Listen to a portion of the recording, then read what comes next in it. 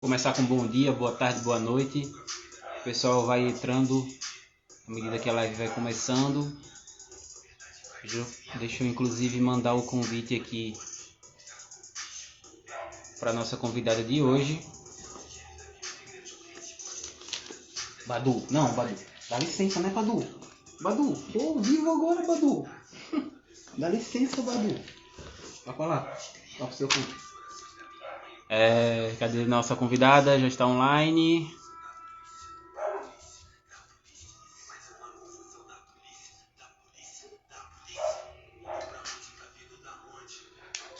Você que está chegando aqui pela primeira vez, esse aqui é o Litera Negra, o rolê do povo negro na literatura. A gente está com esse quadro chamado Litera Negra Convida, onde a gente recebe algumas pessoas para estar conversando sobre seu rolê na literatura, né, como foi os primeiros passos, qual momento os autores negros começaram a fazer parte da sua trajetória.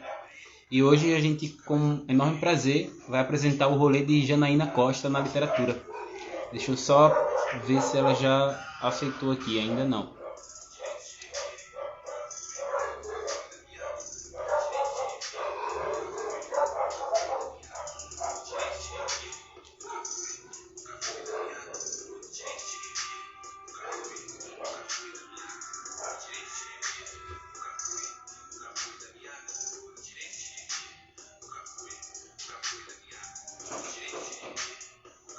Recebeu a solicitação, está entrando agora.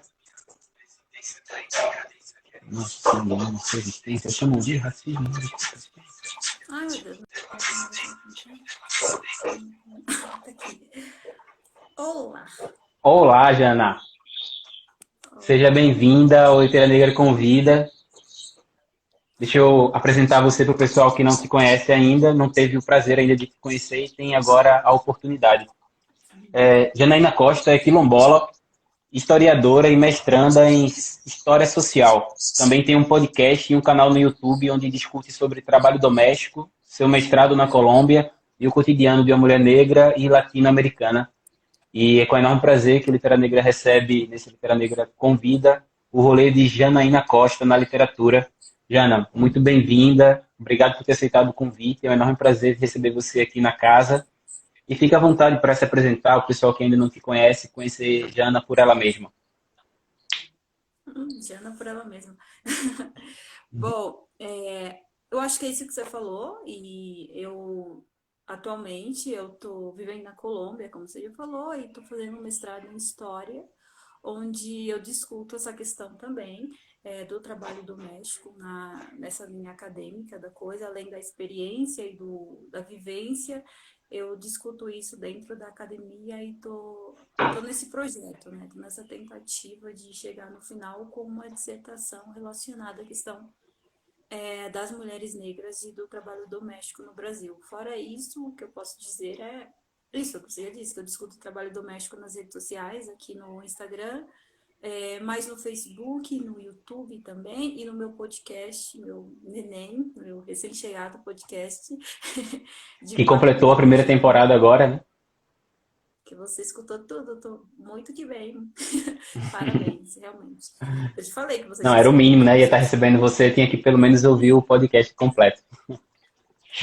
daí Mas eu vê, escuto. e o pessoal que não sabe qual é o seu podcast, fala o nome, fala também o nome do canal, para o pessoal já acompanhar você. Sim, o meu podcast está com o nome de Papo com a Jana. Eu não consegui pensar em uma outra coisa.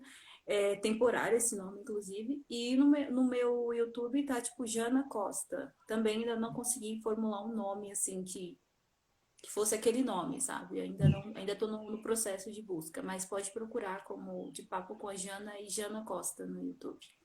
Uhum. E é isso. Inclusive falar para o pessoal, né, que essa live ela vai ficar salva no IGTV e também ela vai entrar lá no canal no YouTube. E aí na descrição do vídeo eu vou colocar os links do podcast de Jana e também seu canal no YouTube, como seu arroba aqui no Instagram.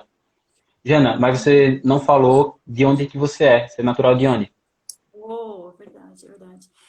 Eu sou natural de uma comunidade quilombola do Vale do Jequitinhonha, chamada Macuco, que fica no distrito de Minas Novas, Minas Gerais. Eu acho que eu já falei, inclusive, no canal, se eu não estou enganada, sobre a minha comunidade, inclusive, mas aqui no Instagram também tem uma página específica que é do meu quilombo, que tá @macuco, comunidade quilombola, quem quiser procurar. É especificamente sobre esse meu quilombo, que é, tipo, administrado esse perfil pela minha irmã, inclusive. É isso. Massa. Olha, e aí entrando um pouquinho já, né, no tema da nossa conversa, sobre literatura, e eu queria que você começasse contando pra gente como é que se deu os seus primeiros passos na literatura. Ok.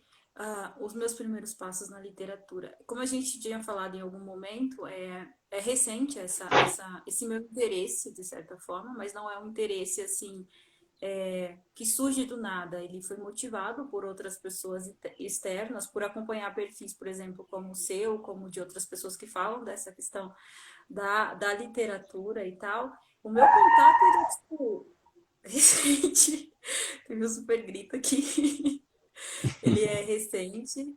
E eu acho que deve ter no máximo uns 3 anos, de fato, assim, que eu comecei. Só que a imagem da Jana tá meio bugada. Eu tô travada? Oh. Tá um pouco borrada, não tá travada, mas de vez em quando dá uma travadinha. Pera, deixa eu ver se é a minha internet, peraí. Qual que tá conectado aqui? Se é nos dados móveis. Não, tá conectado no negócio normal, então. Pera. Ok. Bom, então, voltando, no caso do meu primeiro contato com a literatura, nem foi de fato uma literatura, posso colocar brasileira, portuguesa, como a gente falou em outro momento, porque os primeiros contatos que eu tive foram com livros da Chimamanda. Então, assim, foi a partir dali que eu comecei a ter mais interesse pela leitura, mas não qualquer tipo de leitura. Eu comecei a ter mais interesse por leituras voltadas assim por mulheres negras e produzidas por mulheres negras, no caso. Eu comecei a partir da Chimamanda a ler, por exemplo, a Toni Morrison. Eu depois de um tempo fui ler a Carolina Maria de Jesus. Então assim, tudo meio que partiu um pouquinho da Chimamanda, assim. É recente, na Uhum. verdade, meu interesse, meu contato. Uma outra pergunta que eu ia te fazer mais para frente era sobre o primeiro contato com autores negros, mas eles já se deram no começo, né, da sua trajetória. Sim, o meu contato direto foi com pessoas negras, foi com autores negros, porque quando eu comecei, no caso da universidade, não, já estava na universidade, tinha que ler outras coisas, mas não necessariamente a literatura. Eu lia, mas não entendia.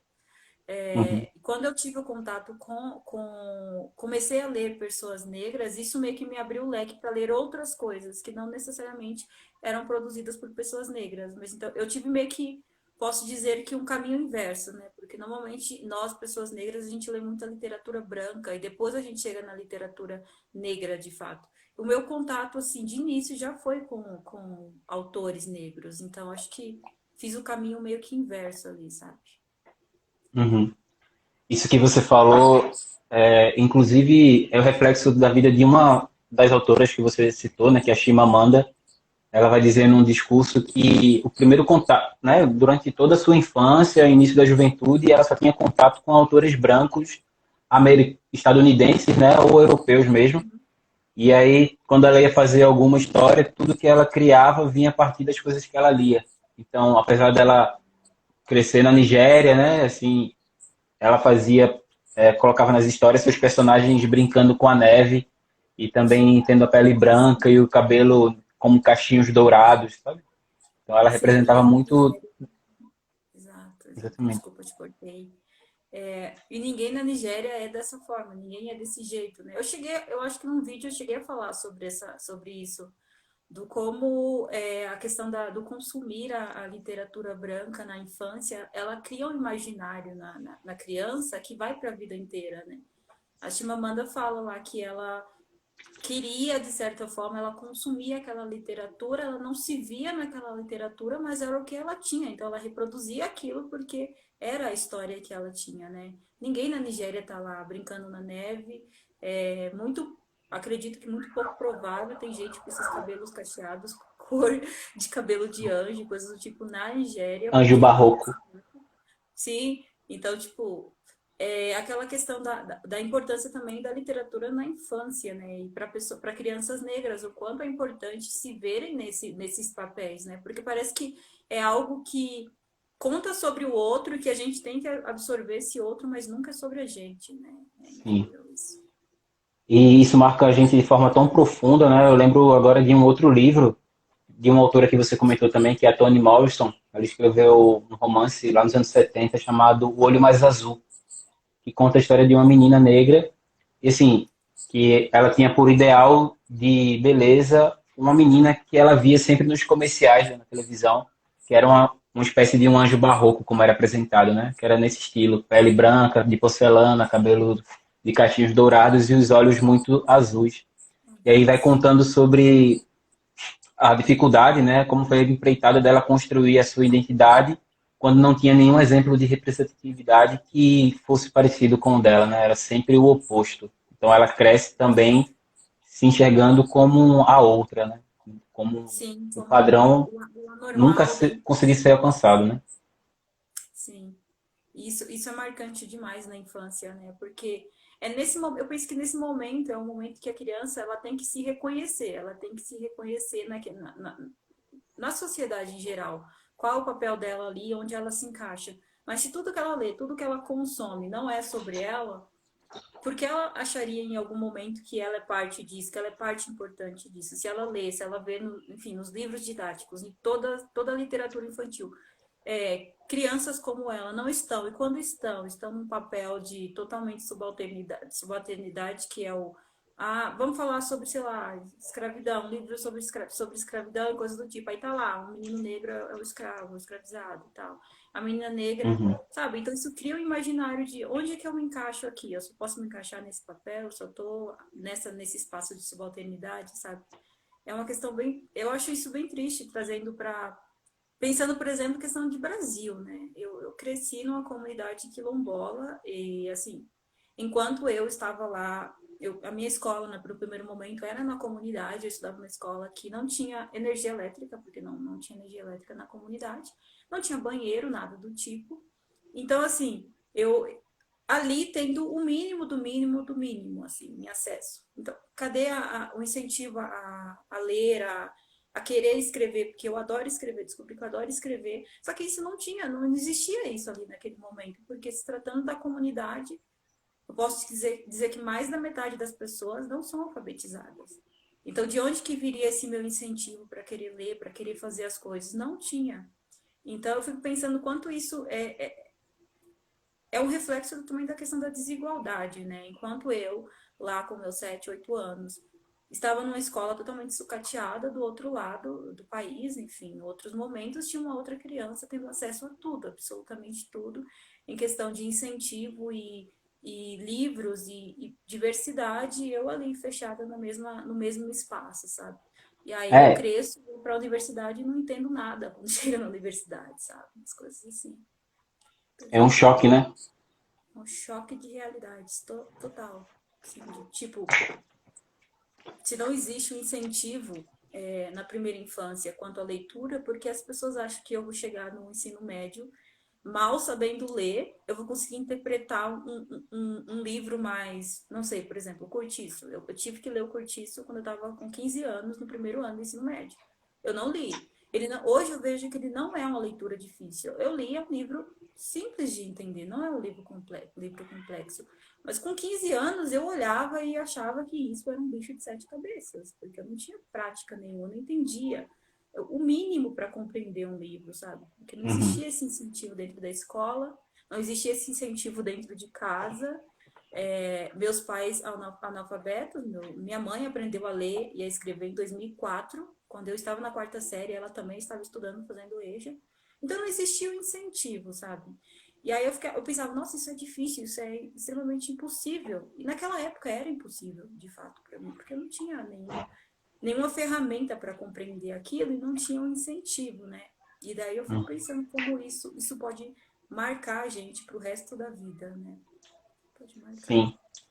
Eu acho que é muito importante essa questão da construção da identidade logo na infância, porque ela, de alguma forma, acaba nos livrando dessas marcas, né? Uma vez que não existe essa construção de identidade, quando o exemplo de beleza é sempre o que está oposto ao nosso, isso acaba deixando marcas que são muito profundas. Eu fiz um vídeo recentemente, hoje, na verdade, a gente passei amanhã gravando o vídeo para o próximo livro que vai aparecer no canal, e, né, outubro, mês das crianças, aí eu separei um livro infantil, que é esse aqui, ó, o Black Power de Akin. E antes que alguém diga que não é o meu lugar de fala, porque eu sou careca, eu queria dizer que eu tenho uma careca muito empoderada, tal como o Black do Akin. É Tô a lembrando segunda ao careca mais máximo bonita das esse redes sociais, né? visual Só aí. fica atrás. A minha careca é a segunda mais bonita das redes sociais, na minha opinião, só fica atrás da do Silvio Almeida, mas também não é qualquer careca, né? Mas É assim, a nesse careca livro mesmo. aqui, esse livro aqui, o Akin, ele é uma criança de 11 anos, é o mais velho de três filhos, e aí ele estuda numa escola chamada Zacimbagaba, né, que é o nome de uma princesa da nação Cabinda, hoje Angola, que, assim, há uns 3 séculos atrás, mais ou menos, ela foi sequestrada na África junto com alguns súditos e atravessou o Atlântico dentro do porão de um navio negreiro até ser comprada por um senhor de engenho aqui e torturada durante vários anos, até ela conseguir organizar os outros escravizados do engenho e conseguir fugir, ali por volta de 1690.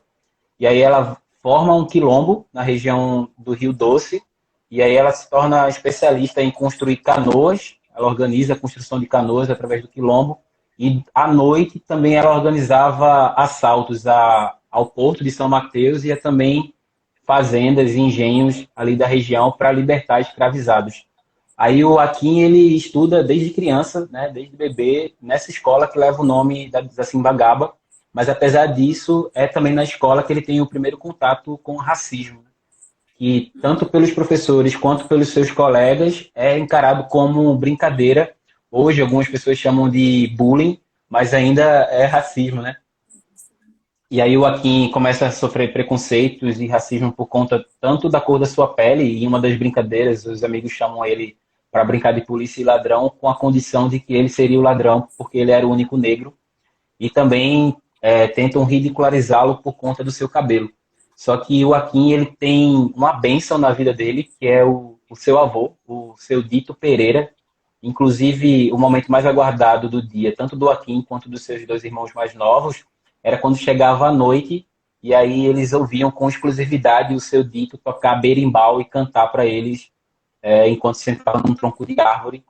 E aí a gente percebe, é um livro que nos abraça, e aí a gente vai percebendo como o amor e o afeto assim emana entre eles e deles, sabe? E como foi importante para o Akin ter a presença do seu Dito, que assim junta muito da sabedoria ancestral para lembrar o Akin de que a cor da sua pele, a textura do seu cabelo é uma coisa que antecede a ele, antecede até o seu avô, é uma origem dos seus ancestrais. Inclusive, durante a conversa, ele acaba passando um hidratante no cabelo crespo do Akin, falando que é uma receita que está na família deles há gerações. E aí, quando o Akin vai diante do espelho, ele se vê como um príncipe africano, com o maior Black Power do mundo. Sabe? E é um livro muito lindo. Deixo até recomendação para vocês, mais uma vez. Esse aqui, ó, da Kilzan de Oliveira, com ilustração do Rodrigo Andrade. E acho que tem tudo a ver sobre isso que a gente está conversando, né? Sobre esse primeiro momento e a construção da identidade, que é também necessariamente a construção de afetos, né? Porque as crianças, eu não sei o quanto as pessoas que estão nos assistindo lembram dessa fase, mas assim, na alfabetização, no ensino fundamental, as crianças elas têm uma grande capacidade de absorver o racismo que elas veem dos seus pais e também da mídia de um modo geral, né? A gente precisa lembrar que estamos numa sociedade que o racismo é estruturante e mesmo que ela não encontre declarações racistas do seu pai e da sua mãe dentro de casa, assim, não vai se faltar quando ela ligar a televisão ou até mesmo conversas com outros amigos. E aí eles reproduzem esse racismo com as crianças negras também, né, com seus coleguinhas. Eu mesmo lembro que já ganhei 2 concursos na escola de menino mais feio da sala, um na alfabetização, outro na sétima série. Eu acho que cada criança negra, especialmente cada mulher negra, pode falar um pouquinho sobre isso também, desses concursos que haviam, né, entre adolescentes e entre crianças, que era muito da reprodução da lógica racista que eles já vinham sendo reproduzidas na sociedade. Nossa, total, o que você falou. Tinha até um caderno, assim, com a lista das mais feias, assim, do tipo, eu pegava ou não pegava, eu era sempre a última lá do final do negócio, assim. E isso que você falou é muito, que você falou sobre o livro, é muito real. Quando eu era criança, não tanto quando eu era criança, mas eu observei isso muito no contato, porque como eu sou babá, eu observo muito a relação, a interação entre as crianças, né? E de como, por exemplo, quando tem uma criança negra na jogada e ela quer brincar, é sempre assim. Se é uma menina, você pode brincar, mas você vai ser, tipo, a empregada, coisas desse tipo, né? E na infância, isso é muito.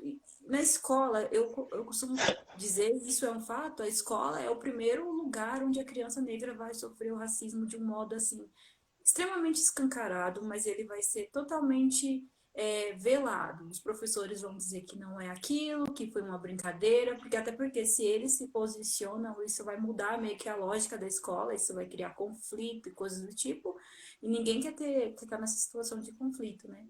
Eu lembro que na escola isso da questão de ficar sempre nas últimas, a mais feia, a mais não sei o quê. Eu considero que. E aí já não era só eu, os professores. Eu lembro na quarta série, a professora sempre elogiava minha mãe, porque ela dizia que eu era muito inteligente, coisas do tipo, assim. Mas isso foi uma professora, sabe? A vida acadêmica inteira, assim, nessa questão da primeira infância, eu fazia o máximo, às vezes, para ouvir da professora que eu era inteligente, sabe? E ela não dizia. Em comparação, tinha, enfim, a garota branca, loira, dos olhos claros na minha sala, que ela também era inteligente, eu não estou dizendo que ela não é. Mas era incrível que qualquer mínima coisa que ela fazia era um motivo de, tipo, uau, ela conseguiu e tal. Inclusive, ela tem o mesmo nome que eu e o mesmo sobrenome que eu. Só que aí, o engraçado é que quando iam se referir a mim e se referir a ela, eu era a Jana que era preta, ela era a Jana que era loira. E a gente tem o mesmo nome. Hoje a gente é, tipo, super amiga. Na infância, a gente não administrava isso ali, a gente não sabia, a gente era criança. E hoje ela Uhum. fala comigo, ela não via isso, Jana, eu não sabia disso, eu não sentia isso. Eu falo, é compreensível. Porque a gente está num espaço sob cuidado, vamos colocar dessa forma, de um adulto que está vendo isso e está deixando passar. E esse adulto muitas vezes está incentivando isso. Porque se eu faço e eu estou fazendo tão bom, uma coisa tão boa quanto ela, por que ela não me. A professora, o professor, ele não vai valorizar isso diante da classe, sabe? Isso é uma escolha dele também de não fazer, não tomar nenhuma posição ali. E essa questão de construir a questão de como as referências dentro de casa, ou enfim, ao redor, vão moldando, de certa forma, fortalecendo a questão da identidade da criança, eu senti muita falta disso na infância, sabe? Tanto que eu sonhava em ter o cabelo liso, eu sonhava em ser mais clara. Nossa, era o sonho da minha vida ter um cabelão, assim, de pôr toalha no cabelo, porque eu achava aquilo o máximo. Chegava na escola, todo mundo, de certa forma, era daquele jeito, era era o que era para ser aceito, bonito ali, era tipo era a história que a Chimamanda consumia, era a mesma que eu consumia.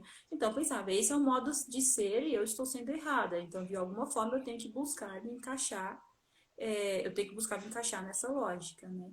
E hoje eu vejo, por exemplo, o caso dos meus sobrinhos, eu vejo umas coisas assim que não que passa batido, sabe? O dia na escola que tem o dia do cabelo maluco, por exemplo.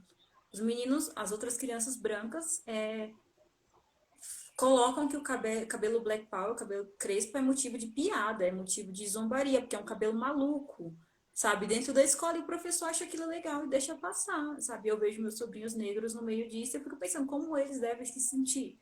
Da mesma forma como eu me sentia na época, sabe? E isso já faz anos, eu já tenho 27 anos, então já faz muito tempo que eu passei dessa fase escolar e as coisas continuam se reproduzindo, as coisas continuam da mesma forma, sabe? E a questão do incentivo, ele não vem. Ele não vem. Se tem um concurso na escola, algo do tipo, eu lembro das Olimpíadas de Matemática, assim, eu era muito boa em matemática. Só que o incentivo não era para mim, o incentivo era para menininha branquinha lá, que não sei o quê. Ah, ela Era é pra linda, Jana ela Loira. a Jana Loira. Ela, ai, nossa, você é tão linda, você podia ser modelo, falavam para ela. E tipo, e eu? Já que ela era muito linda, podia ser modelo, e eu que era a criança feia, o que que eu poderia ser? Sabe? E aí eu fico pensando nisso enquanto como que isso vai criando o imaginário da gente do que é ser bonito, do que é ser aceito. Aí você vai crescer. A primeira coisa que você vai querer é se encaixar na lógica. Eu preciso ser parte desse rolê aqui. Para isso eu vou ter que alisar meu cabelo, eu vou ter que fazer isso, eu vou ter que negar. a minha história, a minha trajetória, a minha ancestralidade, eu vou negar tudo. Porque a partir do momento que eu reivindicar isso, eu vou ser condenado porque eu vou ser o outro, eu vou ser o estranho, sabe? E é muito incrível porque uma vez, eu lembro que antes de vir para Bogotá, eu fiz uma palestra no CEL, lá na Zona Leste, né, de São Paulo. E aí era para eu falar sobre a questão do racismo na infância, né? E aí quando eu comecei a falar, eram muitas crianças, elas estavam tipo jogando bolinha de papel, elas não sabiam, tava tipo, dane-se que você tá falando. Só que aí eu comecei a falar sobre situações que tinham acontecido na minha infância e eu fui percebendo que foi calmando, foi acalmando. Chegou uma hora que tava todo mundo prestando atenção, assim, sabe? Porque eu vi que era a mesma história deles, não era uma coisa que era fora da realidade. Enquanto eles não tinham se visto no processo, eles continuavam jogando bolinha, continuavam empurrando o outro e tal. E aí, quando eu comecei a contar coisas que tinham acontecido, tipo, na terceira série eu não dancei quadrilha porque o menino que eu ia dançar era branco e no dia da apresentação ele disse que não ia dançar comigo porque eu tinha cabelo duro. E ele não foi, eu fui a única pessoa que não dançou. E era a única vez na minha vida que eu tentei dançar quadrilha. Nunca mais quis saber de dançar quadrilha. Quando eu comecei a contar essas histórias, eu vi que algumas meninas começaram a parar pra, tipo, ouvir o que eu tava falando, porque a gente tava falando a mesma língua, sabe? Então, enfim, é muito triste ver que isso ainda passa ainda hoje e que, infelizmente, isso vai seguir por um bom tempo aí. Pois é, e mesmo você, né, tendo estudado há o quê? 2 décadas antes desse pessoal que estava te ouvindo agora, 2003, isso. as coisas continuam se reproduzindo, né? Isso é muito pesado. Eu fico pensando como esse dia do cabelo maluco vai marcar a vida dos teus primos. Para daqui a 20 anos eles vão lembrar, pô, na minha escola tinha o dia do cabelo maluco e a galera branca ia com cabelo Cabelo maluco black era o para meu, tipo assim. O nosso cabelo natural é o cabelo maluco, o inaceitável, sabe? Isso é. As pessoas pensam, não, mas é uma brincadeira de criança e tal. Só que aí você vai, por exemplo, é uma brincadeira de criança. Aí a pessoa pega lá e vai ler o Monteiro Lobato para criança. Aí põe a tia Anastácia naquela posição ali. Sabe, o que vai passar pela cabeça dessa criança? Minha como é que prima, constrói a identidade dessa criança, né? sim, na nossa escola eu lembro que tinha muitas peças de teatro. Eu nunca apresentava. E quando eu apresentava era para tipo ficar no pior papel, porque era o que sobrava. A minha prima negra e tal, ela falando, ela me contando, faz pouco tempo isso, acho que deve ter um ano. E ela tem a mesma idade que eu, ela falando que teve uma peça que eles iam fazer o sítio do Pica-Pau Amarelo, e minha prima é gorda, né? E ela falando que eles falaram, a professora, na hora de escolher os papéis, colocou ela para fazer a tia Anastácia. E uma criança meio que questionou, e a professora falou que mas era isso mesmo, porque a tia Anastácia era feia e gorda. Para uma criança, e minha prima ouviu isso, uma criança. Então, assim, eu fico pensando, qual o papel do professor no meio disso, sabe? Se o professor não é antirracista, se o professor não se coloca e não vai contra isso, ele vai ferrar com a saúde mental dessa criança pro resto da vida, sabe? Sim. Existe uma responsabilidade ali que isso é criminoso, sabe? Isso é criminoso, você afetar a saúde de uma criança dessa forma e ainda quando ser questionada, você fala que é uma brincadeira. Brincadeira, eu sempre falo disso quando eu tô falando com criança. Brincadeira é assim, tá sendo divertido para todo mundo. Se todo mundo tá rindo, é que talvez seja divertido. Mas se um tá rindo e o outro tá chorando, é que talvez não esteja divertido para todo mundo. Eu sempre uso essa lógica. Se não tá todo mundo rindo, é porque não tá bom, sabe? E, enfim, é muito triste, é muito triste. É. E aí a Assim, criança não vê nada, ela não é parte de nada. Ela liga a televisão, pessoas como ela são as empregadas. Pessoas como ela são os escravizados nas novelas de época. Pessoas como ela são os bandidos da periferia. Que tipo, sabe? Então ela fica pensando, onde é que eu me encaixo nisso daqui? Isso é o máximo que o mundo tem para me dar, sabe? É difícil. a gente tem uma Complexo. lei, né, que é a 10.639, que é sobre a obrigatoriedade do ensino de África e relações étnico-raciais. É uma lei de 2003. E em 2008 houve uma extensão dessa lei, colocando a obrigatoriedade também para o ensino dos povos indígenas. Só que o que a gente faz com todos os professores que se formaram até então? E olha que, assim, tem uma grande questão nessa lei já, porque apesar dela ser de 2003, e eu ter entrado na faculdade na UFPE mesmo em 2016, eu passei parte do meu curso, assim, dia obrigatória sobre África, a gente só tem uma cadeira, né? Que você tem aulas durante 4 meses, é como se tratasse a África como um pequeno país ou um pequeno estado. Uhum. E, né, 4 meses não. enfim, não dá nem para a gente entender toda a história do Haiti, né? O que dirá de um continente inteiro como a África. continente E inteiro, aí, mesmo depois dessa lei que coloca a gente, né, educadores, professores, para aprender sobre isso, ainda assim a gente só tem 4 meses de uma única disciplina, enquanto você vai ver a história da Europa sendo dividida em vários módulos, em vários semestres. E o que Exato. dizer dos professores que se formaram antes, né, dessa lei ser colocada em prática, assim, sem nenhuma capacitação, e o que fica é um monte de crianças negras crescendo com marcas que vão durar até o final da sua vida, né? Haja Sim. terapia para cuidar dessas marcas Haja que a gente ganha na escola, né? E é sobre uma coisa terapia que também, e sobre terapia também é algo que você trabalha muito, né, no seu podcast, especialmente. E sim, se você sim. puder comentar um pouquinho sobre isso também. Claro, você falou algo antes. Na verdade, você começou a falar alguma coisa que eu perdi. A minha cabeça voou, assim, e foi para longe. Mas agora eu estou conseguindo recuperar, que é essa questão do ensino de história da África nas escolas. Tipo, foi que nem você. Eu entrei motivada no curso de história porque eu queria estudar história da África. Eu entrei por causa de história da África. Eu tive um semestre de história da África no último semestre, numa sexta-feira. A minha aula era sexta-feira, A minha no último também. semestre. E eu me senti extremamente decepcionada quando eu vi aquilo. Assim, eu gostava muito da professora, inclusive foi essa professora que me apresentou a Chimamanda, porque ela mostrou na primeira aula aquele livro, aquele TED, O Perigo da História Única. Foi ali que eu conheci a Chimamanda, então isso foi em 2016.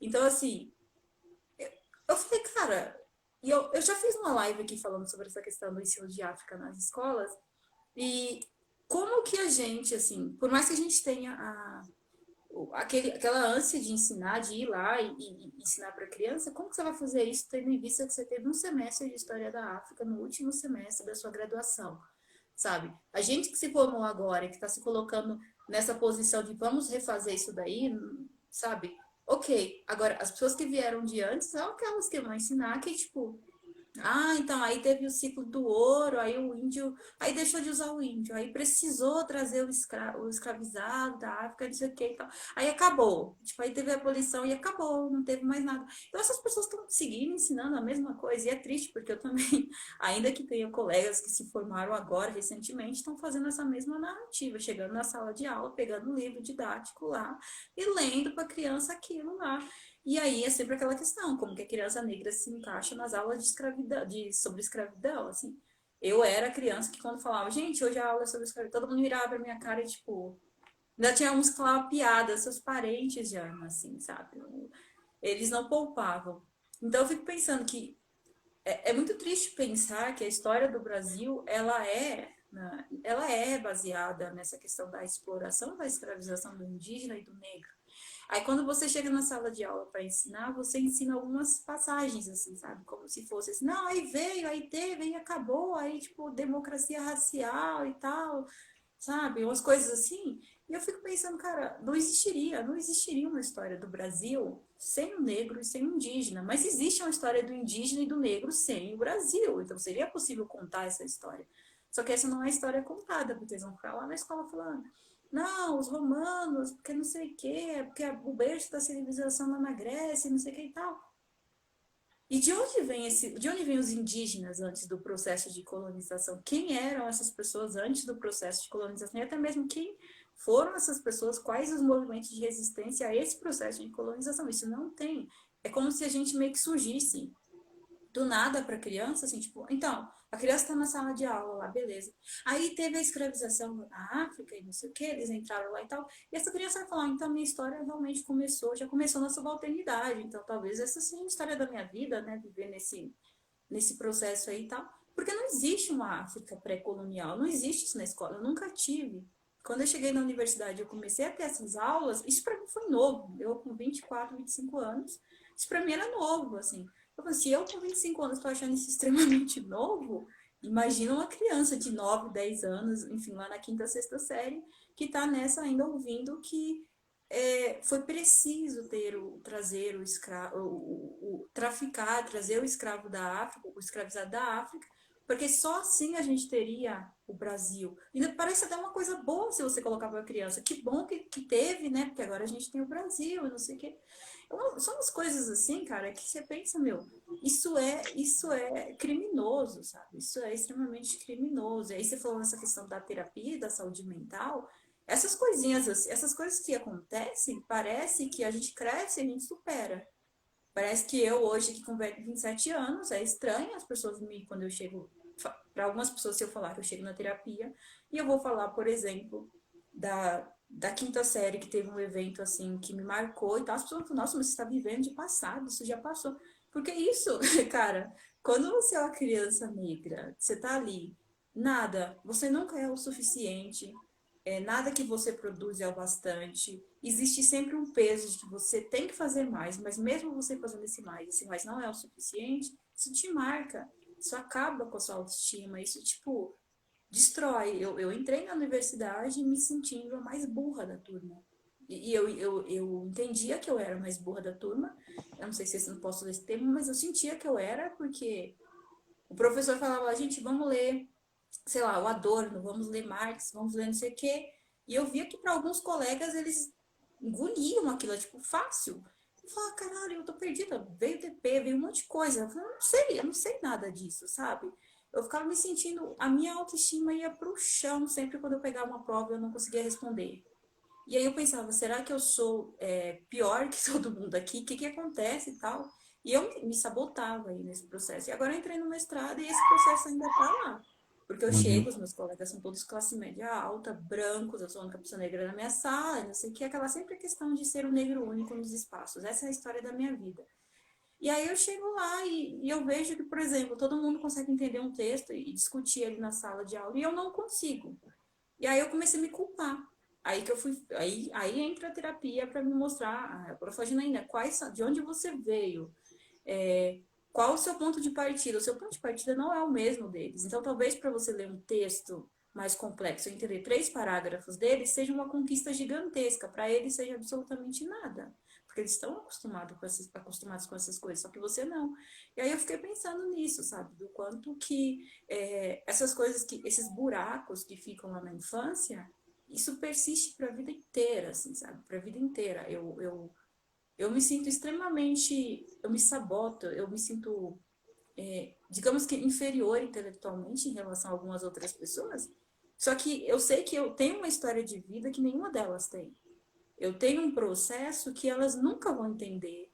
E o que talvez para mim seja uma conquista muito grande, para eles é simplesmente nada, sabe? Então Uhum. aí a terapia entra nesse encaixe, assim, que foi assim, a coisa, posso dizer que é a melhor coisa que aconteceu nesse ano.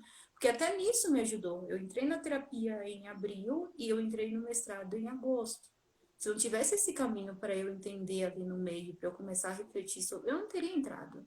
Não teria entrado. E mesmo depois que eu entrei, eu ainda me questiono sobre os motivos de eu estar lá e se eu deveria estar lá. Sabendo que eu tenho total direito, assim como qualquer outra pessoa de estar, o espaço grita todo tempo, você não deveria estar aqui. Por quê? Porque, olha só, todas as mulheres que são parecidas com você, elas estão onde? Estão, olha no Brasil, trabalho doméstico. Eu discuto trabalho doméstico. Então, eu tô todo dia lendo, vendo dados e coisas, e a coisa só piora. Então, tipo, internamente algo tá me dizendo, esse internamente é o racismo, é essa tensão racial dizendo, mulheres como você estão no trabalho doméstico. Mulheres como você não estão na universidade, tanto que você é a única aqui. Mas olha só a história do trabalho doméstico no Brasil, a maioria delas são negras. Aqui, por exemplo, eu olho também em volta, quando eu saio, as trabalhadoras domésticas, a maioria que eu vejo são mulheres negras. Então, é uma situação muito de tensão racial. O racismo está em todos os cantos que eu olho, existe uma negação do espaço para mim, mas existe outro espaço dizendo você deveria estar aqui, olha só como todas estão aqui, sabe?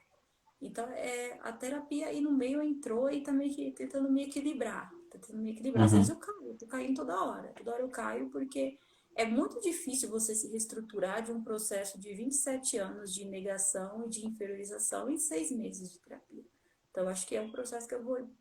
Enfim, espero, gostaria que fosse um negócio gratuito, acessível para todo mundo, mas dadas as circunstâncias, pensando em Brasil, não é. E então, assim, eu penso, espero realmente conseguir ter condições mínimas de continuar nesse processo, porque é a partir dali que eu estou conseguindo também chegar em outros espaços, que eu não chegaria, tenho certeza absoluta, que eu não conseguiria entrar num estado se eu não tivesse tentado me equilibrar antes, sabe? E agora eu tô lá e eu preciso da terapia porque não é que eu preciso de alguém dizendo, mas eu preciso que alguém de fora analise e diga, você está partindo desse espaço aqui, você não Uhum. pior do que ninguém, muito pelo contrário, a sua história te valida muito nesse espaço, sabe? Umas coisas assim. E, enfim, acho que a terapia devia ser. Enfim, a terapia Também acho. Deveria ser um é direito dizendo você que eu não constitucional. acredito, você que eu não acredito em Deus, mas se eu acreditasse, eu diria que a terapia é a manifestação de Deus. Assim. Aham. Acho que, inclusive, deveria ser um direito constitucional ali no SUS, todo cidadão e cidadã, Exatamente. exatamente. Você falou algumas coisas muito marcantes, né? Como também os 27 anos de negação que foi apresentado para você. Eu fiquei pensando na minha história também, porque assim como você estava falando que na sua escola não tinha eletricidade, a minha tinha eletricidade, mas a gente contava com falta de água constantemente, ou falta de água ou falta de merenda. E aí quando faltava um dos dois, a gente não tinha aula, era liberado. Fico pensando também no ensino de línguas, né? Enquanto você estava falando, tipo, na minha escola, todas as aulas que eu tive de inglês se resumiram ao verbo to be. Que ainda hoje não é difícil para mim entender. Aprendi durante toda a vida escolar. Talvez por isso eu tenha preferido matar a aula todas as oportunidades, porque era muito mais interessante estar jogando bola do que estar vendo aula, o verbo to be mais uma vez. E, enfim, aí quando eu chego na universidade, eu estou tendo uma aula no primeiro período de História dos Impérios Português e Espanhol, e aí a professora coloca lá um texto para a gente ler em espanhol, ou um texto em inglês, sabe? Quando vai estudar Ah, tá. sobre a Idade Moderna, sobre a história da arte. Aí, tipo, eu olho para o lado e tá todo mundo ali concentrado no texto, e eu, caramba, eu queria estar com o 3G aqui no celular para ligar o Google Tradutor. E Passar o aí, celular tipo, em cima do texto, assim, traduzir para aí a ele. gente acaba responsabilizando o estudante, porque, tipo, na minha primeira prova que eu fiz na universidade, foi sobre o Brasil colônia, eu tirei zero, sabe? Tipo, a professora disse que estava um lixo, inclusive, ela usou essas palavras muito próximas a essas aí, e eu fiquei me sentindo um lixo também, né? Foi a nota mais baixa da turma, de mais de 40 pessoas, então você vai se sentindo um lixo até você entendendo que o seu processo é diferente dos outros processos, né? Enquanto a maioria ali era filho de escola particular e teve acesso a outros idiomas desde a infância, ainda assim a gente não tem aula quando falta eletricidade, ou quando falta água, ou quando falta merenda. Né? E a gente acaba jogando a responsabilidade sobre o estudante, assim como a gente joga a responsabilidade sobre o leitor, né?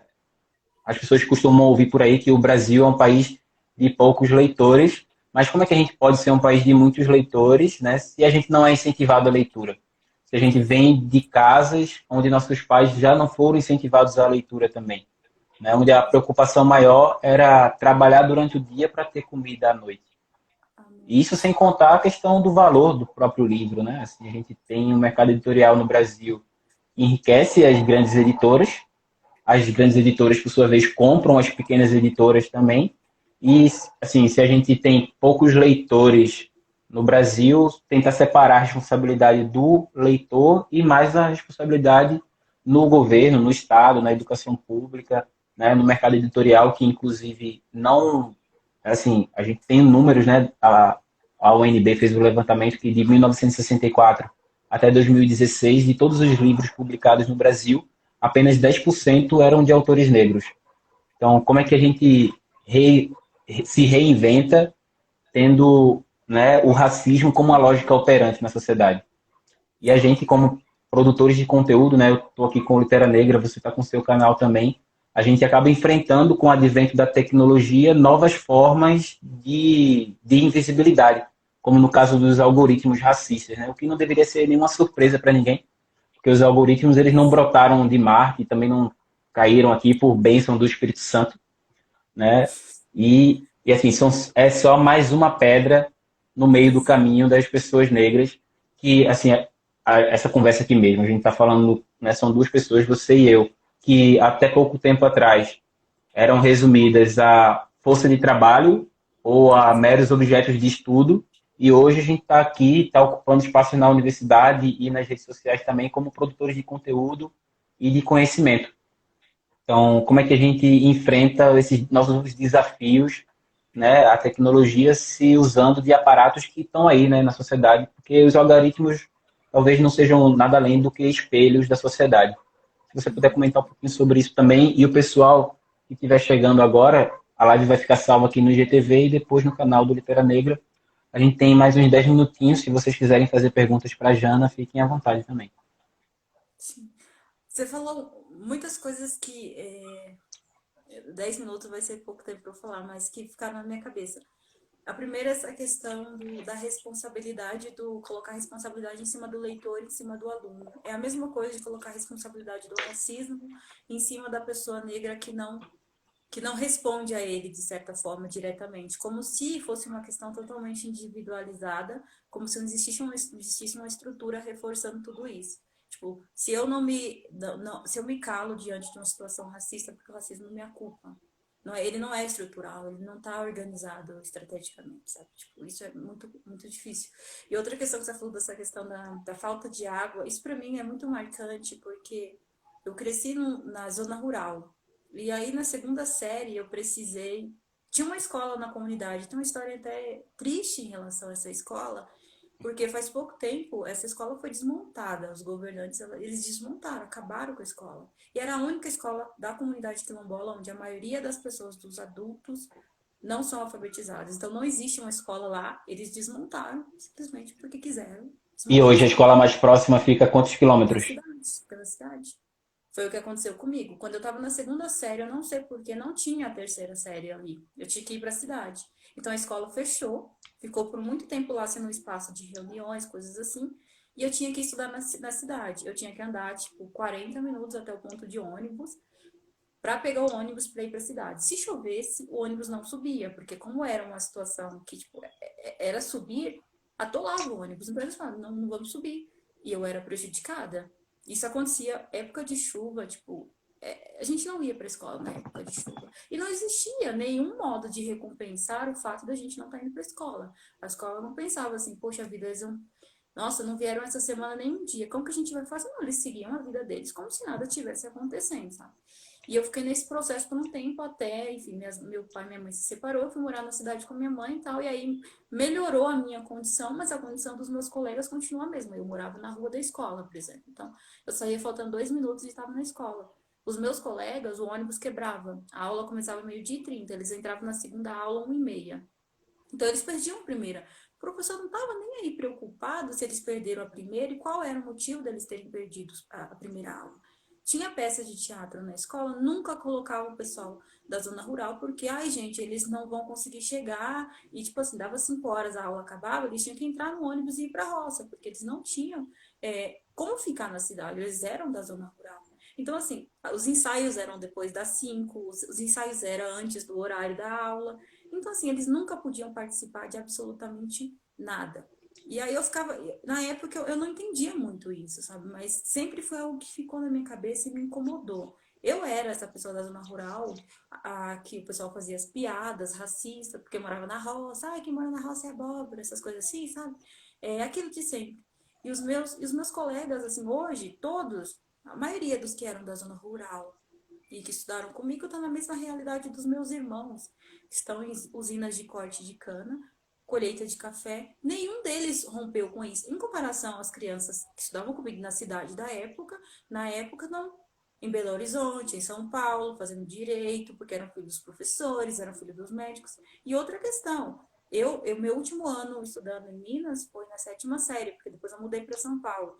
Na sétima série existe, não sei se existe isso para você, mas existe uma, de certa forma, uma hierarquização das turmas. Sétima A, quem é mais novo? Sétima B, não sei o quê. Só que a gente conhecia isso como a sétima, eu era da sétima F. A sétima F são os mais burros, assim, colocavam que a gente era os mais burros. E eu tinha a idade certa, porque se fosse pela idade, eu devia estar na sétima A, junto com meu irmão, porque meu irmão estudava comigo. E aí, não, a gente foi parar na sétima F. A sétima F era a turma só do pessoal da zona rural. Só tinha o pessoal da zona rural e só eu e meu irmão, nós éramos da cidade na época. E aí, o que acontecia? Eles faltavam. Eles faltavam, ninguém tava nem aí, poucos se lixando, eram as pessoas mais velhas e tal. Eu lembro quando chegou na sétima série, na prova final, eu fui a única pessoa que passou em matemática na sala. Isso me marcou de um jeito que eu não esqueço até hoje. O que acontecia? O professor, em vez de. Aí também já tinha a questão do acesso, mas eu acho que é porque ele não queria, ele escrevia a prova na lousa.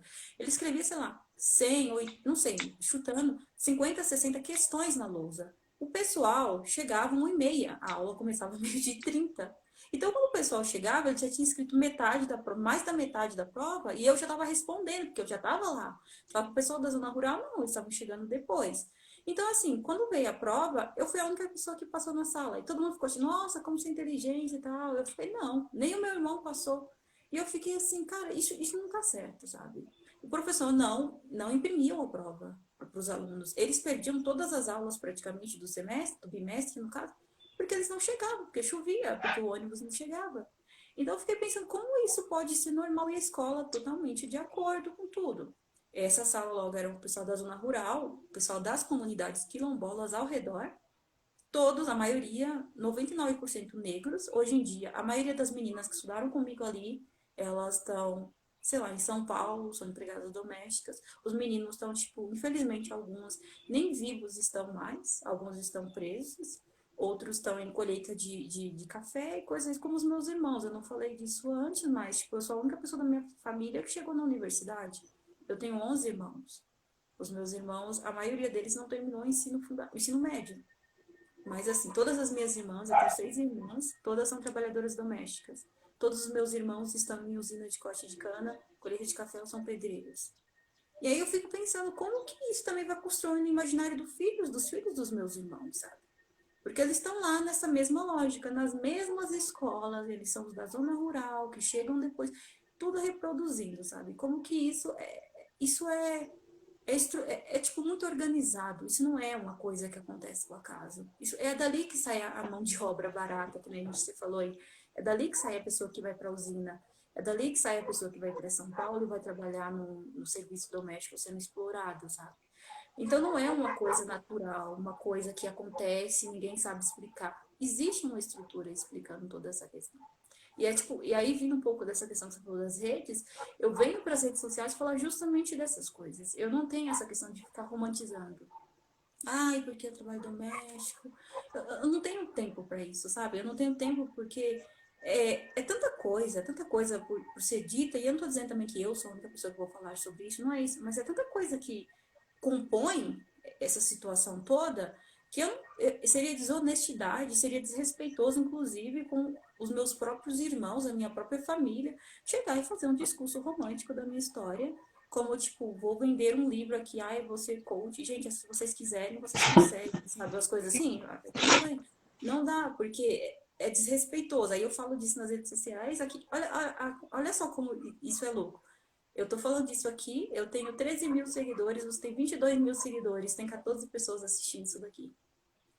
Se fosse, se é um perfil de pessoas, pode falar a mesma coisa que a gente está falando aqui, ou tentando falar a mesma coisa, uma pessoa branca aleatória teria, sei lá quantas mil pessoas aqui. Eu já reparei muito isso. Eu já reparei que o jogo não bate para mim, não bate para você, e não bate principalmente para pessoas negras que têm uma posição política, uma posição estratégica bem definida, não bate.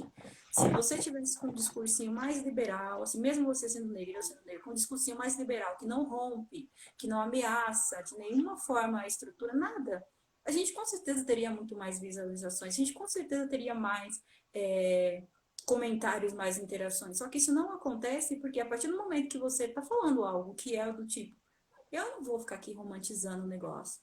Eu não vou ficar falando, ai, poxa, eu trabalho doméstico como outro qualquer. É assim, gente. Se não tá feliz, é só sair. Eu não vou falar isso porque isso é desrespeitoso demais, sabe? Então, é óbvio que isso não vai ter um acesso. Por quê? Porque além do fato do algoritmo ser extremamente racista, como você mesmo falou dias anteriores, está falando esses dias todos, existe a questão do que é para ser consumido e do que não é para ser consumido, sabe? Não você vai questionar algo e eles vão deixar você aqui muito bem, tendo visibilidade e coisas do tipo, não vai acontecer. Eu nunca vou ser convidada para sentar no sofá da Fátima Bernardes, por exemplo. Nunca vou, porque eu sei que que eu tô falando não é algo que agrada muito, assim, não é algo que é... Não dá para aproveitar muito, sabe, o que eu tô falando, porque eu acho que aquela questão, se você tem uma posição estabelecida, bem determinada sobre o que você está falando, e você sabe exatamente, e você está questionando, você está, não é que apontando o problema exatamente é esse, mas você está falando, cara, existe um problema, ele está aqui, aqui, aqui e tal. E isso ameaça esse tipo de pessoa, eles não vão te dar nenhum espaço nas redes sociais. Então, para mim, eu já acostumei, por exemplo, essa semana eu cheguei a 13,2 aqui umas 4 vezes, sabe? E automaticamente eu perco. Tem gente que fala pra mim, Jana, as suas coisas deixam de aparecer pra mim. Jana, você me removeu dos seus seguidores. Eu falei, eu não fiz absolutamente nada disso, sabe? E é muito louco, porque as minhas publicações, eu acho isso uma coisa incrível. Tem umas páginas assim, não querendo falar mal de ninguém, mas umas páginas feministas, assim, de 1 milhão de seguidores, 300 mil seguidores, 400. Eles pegam as minhas publicações, os meus tweets e postam. Cara, eles têm 30 mil, 40 mil, 50 mil curtidas. E as pessoas ficam assim, nossa, que coisa incrível, a gente tem que falar mais sobre isso, a gente tem que falar mais, dialogar com mulheres negras. E tá lá meu perfil, assim embaixo, o nome do meu perfil, a pessoa me menciona lá. 30 mil pessoas, se vem 5 até o meu perfil, é muito. Então essas pessoas não estão afim de diálogo, coisa nenhuma, sabe? Elas querem preencher vazio. Eu não tenho tempo para preencher vazio, não, sabe? Tô mais ocupada com outras coisas. Mas enfim, era 10 minutos. Eu acho que eu nem falei tudo que você perguntou, mas eu falo mais. Mas inclusive a gente está perto do final, né? Porque o Instagram ele finaliza a live quando bate uma Silenciamento. hora, Silenciamento. né? E aí, assim, o pessoal está chegando mais uma vez, assim, esse é o rolê de Jana Costa na literatura. Vai ficar salvo aqui no IGTV e também no canal lá no YouTube. E, Jana, para evitar que o Instagram finalize a gente no meio da conversa, eu queria que você desse suas considerações finais, falasse para o pessoal onde pode te encontrar nas redes sociais, se você tem também alguma campanha de financiamento, é importante também. E fique à vontade. É, bom, eu tô aqui no Instagram, nesse perfil, ela é só babá. Tô no meu perfil pessoal, Retratos da Jana. Tô no YouTube como Jana Costa, tô em todo lado. Tô no Twitter também como ela é só babá. Tô no Facebook também como ela é só babá. E tô com o meu podcast de papo com a Jana. É, as minhas considerações finais. Eu acho que a única coisa que eu tenho para falar é que eu fico muito agradecida por esse espaço, por essa troca, porque isso para mim é recente, esse negócio assim da troca para além do escrever e do responder comentários. Isso aqui para mim é novo e tal. E, peraí, tá. Essa Jussara aí do Macuca, minha irmã, ela é responsável pela página É, Macuca Quilombola, ela é a responsável pela página. E eu queria também falar que eu fico feliz, porque a gente se conheceu através do Chavoso, né? A gente se conheceu grande através do... chavoso. Sim, eu acho, isso que é bacana, que eu acho das redes sociais. É tipo uma teia de aranha. Você vai conectando gente que tem a ver com você e também que não tem a ver, mas que, tipo, conecta ali e dá para sair algumas produções, algumas coisas interessantes. Eu não tenho muito mais o que falar, porque se eu começo a falar, eu não paro, né? Eu sempre tive problemas na minha vida aqui, a minha irmã tá aqui, ela não deixa eu mentir. Eu nunca fui uma pessoa de falar. Eu sempre fui tipo uma cobra, assim, amuada no canto, assim, sabe? Tipo, nunca fui de falar nada. Aí agora, quando eu começo a falar, você pode naquela boca. Porque eu não consigo parar de falar, eu não consigo parar de falar. Mas é isso, gente. Eu tô aqui nas redes, estou discutindo essa questão do trabalho doméstico. E eu acho que, considerando a minha trajetória, esse é o tema da minha vida. Ainda que em alguns outros momentos eu queira discutir outras coisas, porque eu não posso também. E já que eu sou formada em história, meu negócio, ser formada em história, não é estar restrito à questão racial, porque eu sou negra, gente. Eu falo de 1 milhão de outras coisas. Tipo, agora mesmo quero falar, vamos falar sobre Vietnã, vamos falar sobre Cuba. Eu sou formada em história, eu não sou formada em especificamente, vamos falar sobre racismo, que as pessoas delimitam a gente, limitam a gente, porque a Até gente porque a gente só tem um período, né, de história da África, não tem como ficar especialista se só fosse porque é por isso, negro. se fosse só pelo que eu aprendi na faculdade, já eu poderia falar 5 minutos de história da África e acabou, porque eu aprendi, tipo, um continente em 4 meses, então, fora isso, não teria muito para poder falar. Mas é isso, eu fico grata pelo convite, assim, e espero que a gente possa interagir mais em outros momentos sobre outras questões, porque teve tanta coisa aqui que você falou essa questão da dificuldade do acesso à escola e tal, e a escola sendo colocada como direito para todos, mas não para todos, porque eu tive um acesso totalmente diferente do seu sucateado, o seu sucateado de uma outra maneira. Então, existe um negócio ali também que não está igual para todo mundo. Eu acho que em outros momentos a gente poderia falar sobre isso. Assim. Sim. Não está igual, inclusive hoje, né? Que assim, a gente tem alguns governantes irresponsáveis pedindo pela volta às aulas nesse período aí de pandemia. Mas assim, quem não está tendo aula, como é que está o pessoal na zona rural, o pessoal que tem dificuldade de acesso à internet, como é que vai acompanhar Exato, não tem a energia elétrica. matéria? Exatamente. Então, tem pano para mais manga, acho que a gente precisaria de mais uma hora para estar conversando sobre isso. Inclusive fica a recomendação para o Instagram, além de acabar com o algoritmo racista, também parar com essa limitação de tempo aí pra gente.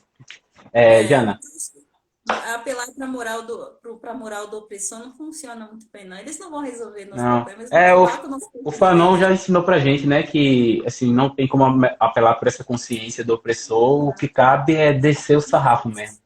Exato. Exato. Ó, Jana, muito obrigado de coração pela presença mais uma vez. Obrigado a todo mundo que compareceu. A live vai ficar salva, vocês já estão ligados.